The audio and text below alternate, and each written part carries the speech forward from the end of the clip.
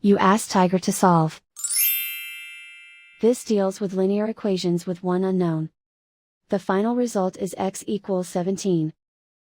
Let's solve it step by step. Group all x terms on the left side of the equation. Subtract 11x from both sides. Group like terms. Simplify the arithmetic. Group like terms.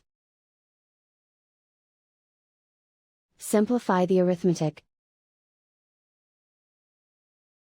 Group all constants on the right side of the equation.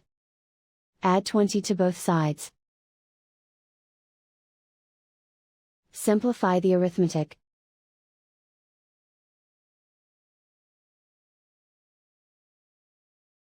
Isolate the x.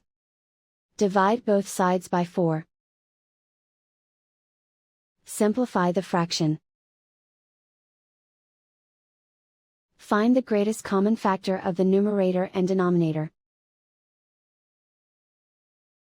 Factor out and cancel the greatest common factor. And so the final result is x equals 17.